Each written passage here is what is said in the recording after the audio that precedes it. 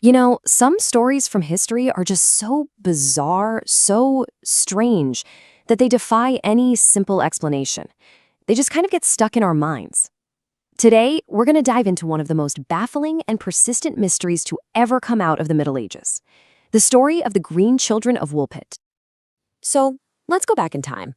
Picture this. It's the summer of 1150 in a little English village called Woolpit. And it's not a happy time. The harvest is failing, people are on edge, and this whole bleak, muddy landscape is about to become the setting for something that, honestly, no one has been able to fully explain for almost 900 years. So, how did it all start? With a sound. A couple of farmers working in the fields heard these strange cries coming from one of the deep pits the village used to trap wolves. But when they went to look, what they found down there wasn't an animal. No, it was something else entirely.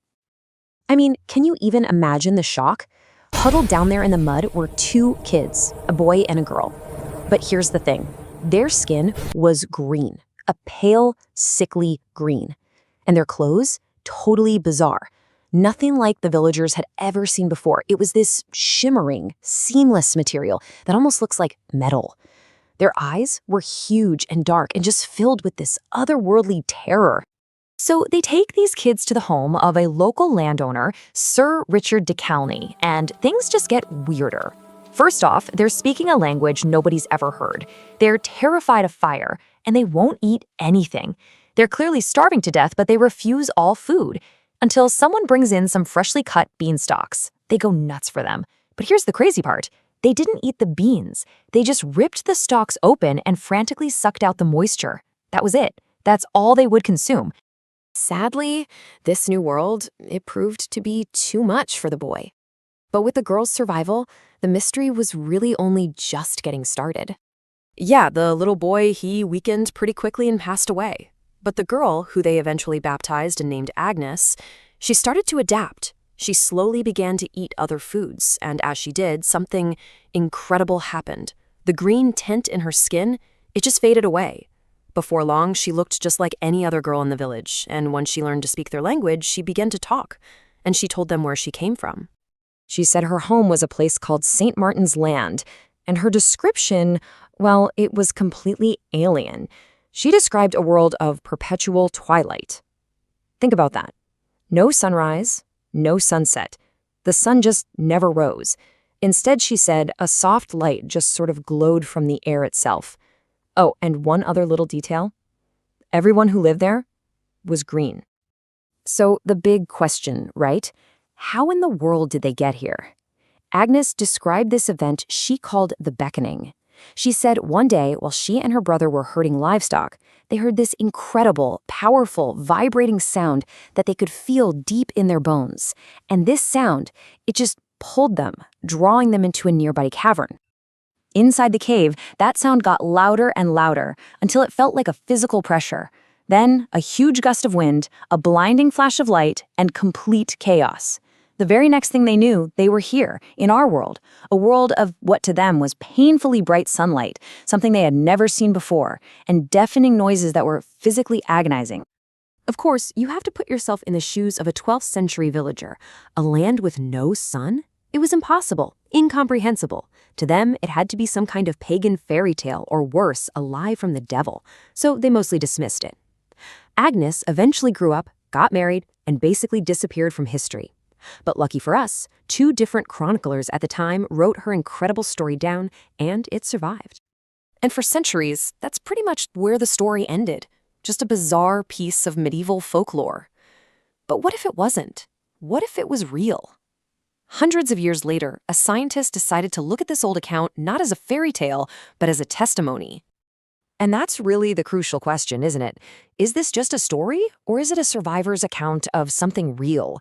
A physicist and astronomer named Dr. Eris Thorne decided to investigate this, asking, what if Agnes's impossible story actually held clues to a scientific reality that the people of her time just couldn't possibly understand? So Thorne started reinterpreting all the clues. He applied modern scientific theory to every single bizarre element of Agnes's tale. And the theory he came up with, well, it's truly mind-bending. He completely reframed the whole thing. Let's start with St. Martin's Land, that place of perpetual twilight.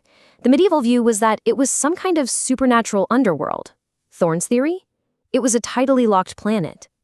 Now, this is a real astronomical phenomenon. A tidally locked planet is one where the rotation matches its orbit, so one side is always facing its star. You'd have one side scorched in endless day, the other side frozen in endless night. But in between those two extremes, you'd have a thin habitable strip, a twilight zone, that would exist in perpetual twilight, exactly as Agnes described. And the green skin, not demonic but biological. Thorne theorized that life adapting to the unique light of, say, a red dwarf star might evolve a form of photosynthesis, a kind of chlorophyll in the skin. This would explain not only their color, but also their bizarre initial diet of just plant moisture, and even why the color faded once they were exposed to our sun and our food. He even had an explanation for the most fantastic part of the story, the beckoning. Thorne proposed that the powerful resonant sound wasn't magic at all. It was a physical phenomenon. The gravitational resonance created by a stable, naturally occurring wormhole. In theoretical physics, an Einstein-Rosen bridge, or a wormhole, is a shortcut through space-time. And if one of these things were to briefly open, the immense gravitational forces involved could very well produce a powerful, bone-shaking sound, a sound that could literally pull things through from one point in the universe to another. Suddenly, the entire narrative shifts. If this theory holds, the children weren't mythical beings from some underworld. They were simply in the wrong place at the wrong time, victims of a rare cosmic accident that flung them across space and time. So, what does this all mean? If we accept this modern re-examination, the story of the Green Children becomes something so much more profound than just an old piece of folklore. The heart of Dr. Thorne's conclusion is that Agnes was telling the truth. She was describing a real world and a real event, using the only words and concepts she had available to her. She wasn't lying. She was a credible witness to something utterly impossible. And this reframing, it just changes everything. They weren't monsters or magical beings. They were refugees from another world, castaways from a sort of cosmic shipwreck, struggling to survive in an environment that was essentially toxic to them. Their story becomes a kind of message in a bottle, a 900-year-old piece of evidence suggesting that the universe is far stranger and more connected than we can even imagine, and that for one brief, shocking moment, a door between worlds opened in a muddy field in England. And that leaves us with one final, pretty chilling thought. The story of the Green Children suggests that the barrier between our world and others might not be as solid as we like to think. If two kids can stumble into our world by complete accident, who or what might one day find its way here on purpose? The door in Woolpit seems to have closed, but the story itself is a permanent reminder that sometimes the most outlandish tales might just be the ones telling us the deepest truths.